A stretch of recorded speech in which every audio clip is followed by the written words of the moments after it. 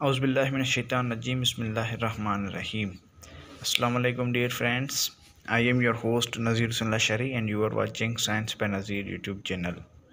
Dear friends, जैसा कि आपको पता है कि हमारे चैनल पे पीएसटी और जेएसटी की तैयारी जो है वो चल रही है काफ़ी दिनों से।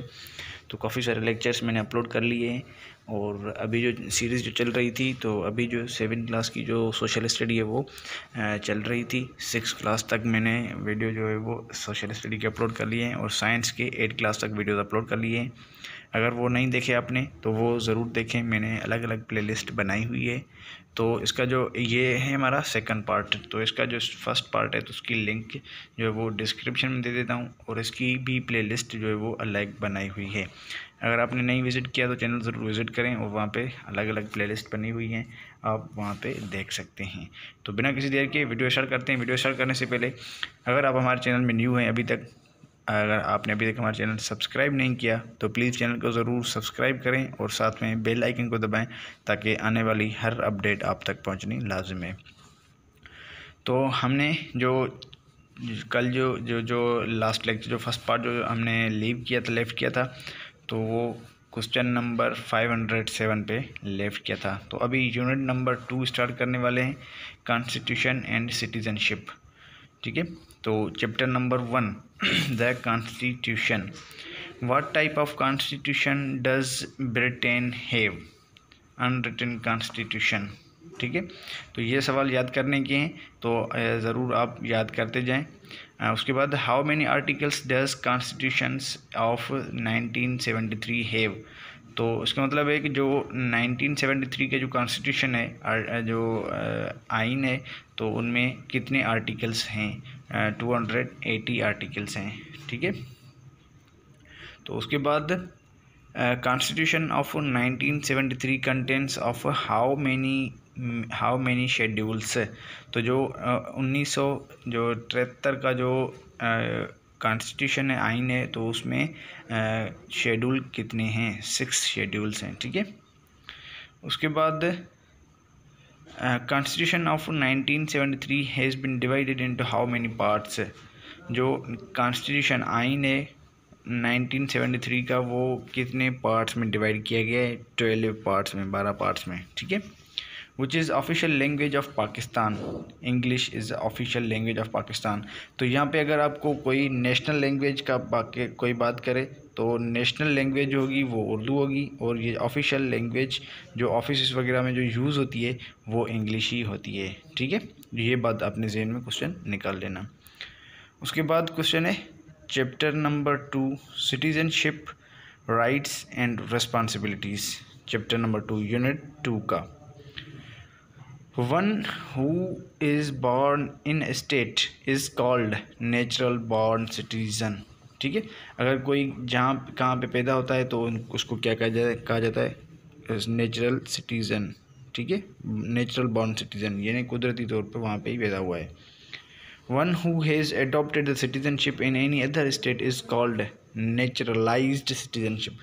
फॉर एग्ज़ाम्पल हम पाकिस्तानी हैं, अगर हम पाकिस्तान में पैदा होते हैं तो हम जो हैं वो नेचुरल बॉर्न सिटीज़न हैं। अगर हम किसी एक स्टेट से, फॉर एग्ज़ाम्पल हम पाकिस्तान से कहीं और मुल्क में चले जाएं, या फिर ऐसा ही करें कि हम सिंध में रहते हैं, अगर सिंध में से अगर हम पंजाब जाएं तो ये सिटीज़नशिप अलग हो गई, तो इसको हम नेचुरलाइज्ड कहेंगे। नेचुरलाइज्ड मीन्स जो पैदा एक जगह पे हुआ हो और जो उसकी जो रहायश वगैरह है वो दूसरी जगह पे हो, उसको हम नेचुरलाइज्ड है। और नेचुरल बॉर्न सिटीज़न वो होता है जो जहाँ पे पैदा हुआ है वहाँ पे ही सारी ज़िंदगी जो है वो वहाँ पे रहे, तो उसको नेचुरल बॉर्न सिटीज़न कहा जाता है।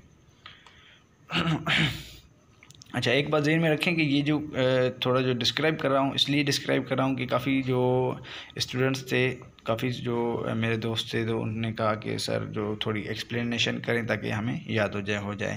तो इसलिए मैं इसमें बोरिंग की कोई बात नहीं है। अगर आपको ये अच्छा नहीं लगता तो मुझे कमेंट में ज़रूर बताएं ताकि अगले वीडियो में मैं इंशाल्लाह जो है वो आपको जो एक्सप्लेन नहीं करूँगा। ठीक है, उसके बाद क्वेश्चन है who gave the human rights declaration? UNO, United nation. When declaration of human rights was adopted? जो ह्यूमन डिक्लेरेशन जो राइट है वो 1948 में अडॉप्ट किया गया था 10 दिसंबर को। Which province became first to make a law providing free and compulsory education to all children between the ages of 5 to 16 years in February 2013? Sindh province. Sindh province वो सूबा है जिसने पहली दफ़ा एजुकेशन फ्री एजुकेशन की, ठीक है। तो एज 5 ईयर्स की एज से लेकर 16 एज तक। उसके बाद क्वेश्चन है which article of constitution of 1973 provides free education to children of age 5 to 16 is fundamental right. 5A constitution, ठीक है। आर्टिकल जो 25A कॉन्स्टिट्यूशन है उसके तहत, ठीक है। अभी चैप्टर नंबर 3 स्टार्ट होने वाला है, role of civil society and active citizenship. तो इसमें क्या है, सबसे पहले क्वेश्चन है CSO stands for civil society organization, ठीक है। ये तो इसमें एक्सप्लेनेशन की ज़रूरत नहीं है। उसके बाद चैप्टर नंबर यूनिट 3 स्टार्ट होने वाला है, land and life in Asia. Asia की जो लैंड है, ज़मीन है, और उसके बाद वहाँ पे लाइफ। तो सबसे पहले the land of Asia, what is land size of Asia. Land size of Asia की कितनी है, 17 आई थिंक जो है वो आप देख सकते हैं 1,72,12,000 माइल्स स्क्वायर माइल्स हैं, ठीक है। How much percentage of world population lives in Asia, 60%. Altai Mountains are located in East Central Asia. Gates Mountains are located in India. Kunlun Mountain are located in China. Tian Shan Mountain, Celestial Mountain are located in Central Asia, ठीक है। तो ये बात, इसमें explanation की कोई ज़रूरत नहीं है, तो आप खुद पढ़ें। और इंशाल्लाह जब मैं यहाँ पे जो 7th क्लास जो ख़त्म हो जाएगा तो मैं इसका PDF भी आपको दे दूँगा, ताकि सब यही कमेंट करें कि सर मैं PDF में भी दे दें, तो इंशाल्लाह आपको PDF में भी प्रोवाइड कर दूँगा। इसमें कोई बड़ी बात नहीं है। जैसे ही हमारा 7th क्लास कंप्लीट होगा तो इंशाल्लाह मैं आपको PDF अपलोड कर दूँगा, ठीक है। तो उसके बाद Ural mountains are located between Russia and Europe, ठीक है। Land that has higher area than the adjacent area is called plateau, ठीक है। तो इसमें भी मेरे ख्याल से तो इसमें भी कोई एक्सप्लेनेशन की ज़रूरत नहीं है, ठीक है। उसके बाद Tibetan plateau is located in Mongolia and China. तो ये भी सिंपल सी बात है, आप देख सकते हैं और आप अपने कानों से सुन सकते हैं, ठीक है। उसके बाद Asia's coast line is around, coast line जो एशिया की जो कोस्ट लाइन है वो 62,800 किलोमीटर है, ठीक है। Highest point of Asia is mount Everest. Mount Everest Asia की तो नहीं बल्कि वर्ल्ड की भी मानी जाती है। Mount Everest is the world's largest mountain, ठीक है, फर्स्ट और लार्जेस्ट है, ठीक है। उसके बाद lowest point of Asia is Dead Sea, Jordan में मौजूद है, ठीक है। Dead Sea is also called Salt Sea. तो डेड सी एक क्वेश्चन मैंने जो है वो देखा कहीं पे, तो उसमें ये इम्पोर्टेंट क्वेश्चन था कि डेड सी उसको क्या कहा जाता है, तो साल्ट सी, ठीक है। Rain forest are found in tropical area. उसके बाद which is largest forest of Asia, Sundarban forest is located between Bangladesh and India. A process in which a fertile land is changed into a desert is called desertification. उसके बाद Gobi desert is located in Mongolia. Gobi desert जो है वो Mongolia में मौजूद है। Karakoram desert is located in Turkmenistan. Karakoram जो है वो तुर्कमेनिस्तान में प्रेजेंट है। Which desert is located in western Asia, Arabian desert. Western Asia में जो है वो अरेबियन डिज़र्ट मौजूद है। तो अभी हमारा चैप्टर नंबर 1 कंप्लीट हुआ, तो चैप्टर नंबर 2 स्टार्ट होने वाला है। चैप्टर नंबर 2 है interaction between people and land, लोगों के बीच और ज़मीन के बीच में इंटरेक्शन क्या है। उसके बाद जो उसका जो फर्स्ट क्वेश्चन है, Sumatra is an island located in, ये आइसलैंड है, ये कहाँ लोकेटेड है, इंडोनेशिया में। Two most populated countries are located in which continent, Asia continent में मौजूद हैं टू मोस्ट पॉपुलेटेड कंट्रीज, ठीक है। Asia is surrounded by oceans from how many sides, 3 sides, from 3 sides Asia is surrounded by oceans, मतलब कि Asia को 3 side से पानी लगता है और 1 साइड से ज़मीन लगती है, ठीक है। The major crop grow in Bangladesh is rice, Bangladesh में जो है वो राइस का फसल जो है वो मेजर क्रॉप है। उसके बाद Borneo island is located in also in Indonesia, तो पहले भी मैंने आपको एक आइसलैंड था वो बताया था, वो भी इंडोनेशिया में मौजूद है, और अभी ये भी बोर्नियो जो है वो भी इंडोनेशिया में मौजूद है। Capital of Malaysia is Kuala Lumpur, ठीक है। तो ये आपको जो कोलालमपुर है वो मलेशिया का कैपिटल सिटी है, तो आप ऐसे सवाल ज़हन में रखें, ऐसे सवाल आ सकते हैं। तो उसके बाद चैप्टर नंबर 3 हमारा स्टार्ट होने वाला है, uses and effects of water resources. How much earth surface is covered by water, 70% of water is present on earth. How much percentage of water is in oceans, oceans में कितना percent पानी है, 97%। How much percentage of water is frozen at north and south poles, 2%। जो 2% पानी है दुनिया का world का, तो वो फ्रोज है, यानी बर्फ़ की सूरत में है, बाकी जो 95 है वो पानी है। How much percentage of water is fresh water, 1% is fresh water which is drinkable, जो पीने के लायक है, ठीक है।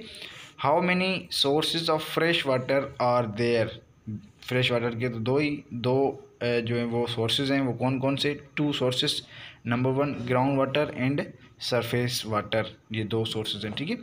Water is streams, water in streams, lakes, rivers and glaciers are example of surface water. A process in which water at Earth's surface turns into water vapors is gas is called evaporation, ठीक है। तो ये आपको process है, evaporation किसको कहते हैं, जब हमारा जो पानी है, पानी को जब हीट या टेम्परेचर मिले तो वो वेपर्स की सूरत में, जो हम जो है वो उर्दू में तो पता नहीं क्या कहते हैं, तो सिंधी में कहते हैं बाफ़, जो जिनके असां बाफ़ चवंदा आहियूं उनखे असां वेपर्स चवंदा आहियूं, ठीक है। वेपोराइजेशन जो है वो प्रोसेस है जिसमें पानी जो है वो वाटर गैस की सूरत में इन्वायरमेंट में चला जाता है। उसके बाद a process in which water vapours changes into water droplets is called condensation. Condensation वो प्रोसेस है जबकि जो वेपर्स हैं, यानी गैस सूरत में जो पानी है वो फिर से ड्रॉपलेट्स में, फॉर एग्जांपल हमारा जो रेनी सीज़न हो जाती है, तो रेनी सीज़न में क्या होता है कि हमारा वाटर जो होता है वो एनवायरनमेंट में मौजूद होता है, तो वो ड्रॉपलेट्स में यानी वाटर की फॉर्म में आ जाता है हमारी ज़मीन पे, तो इसको कंडेंसेशन प्रोसेस कहा जाता है। उसके बाद when water droplets come closer to each other and what they form, clouds, ये तो क्लियरली बात है, ठीक है।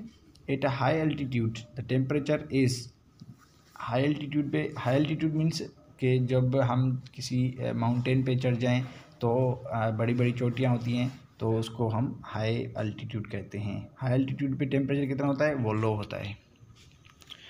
उसके बाद water droplets lose their heat energy and fall down is rain, तो मैंने आपको पहले यही बता चुका हूँ। A process in which water is turned into water vapours by plants is called transpiration, तो ये प्रोसेस अलग हो गया कि जिस प्रोसेस में जो वाटर है वो टर्न इनटू वाटर वेपर्स, तो प्लांट्स में से वाटर वेपर्स में जो अगर जो पानी है वो अलग हो जाए तो उसको ट्रांसपायरेशन कहते हैं। ये प्रोसेस जो है वो जस्ट लाइक सिर्फ और सिर्फ प्लांट्स में होता है, किसी और में नहीं होता, ठीक है। अ process in which water makes deep into the soil is called infiltration, तो इसको हम फिल्ट्रेशन भी कह सकते हैं, इनफिल्ट्रेशन, ठीक है। In action of water wind or ice that removes sediments of soil, rock, or dissolved material from one location to another is called erosion. उसके बाद a process of breaking down of substance by physical or mechanical process is called weathering. Area of low flat land where river splits into smaller rivers is called delta. तो इसमें मेरे ख्याल से तो जो explain करने की ज़रूरत नहीं है, अगर ज़रूरत हो भी तो मुझे कमेंट में ज़रूर बताइएगा, इंशाल्लाह नेक्स्ट वीडियो में आपको स्टेप बाय स्टेप समझा कर चलूँगा. Area where river meets the sea is called estuary. Area वो जगह जहाँ पे जो टू रिवर्स जो होते हैं, वो दो रिवर्स एक दूसरे से मिलते हों तो उसको हम एस्चुअरी कहते हैं. which is largest river irrigation system of the globe. तो इंडस रिवर सिस्टम जो है वो इरिगेशन का लार्जेस्ट ग्लोब है, सिस्टम है. ठीक है. उसके बाद how many large dams are there in Pakistan in Indus river system? 3.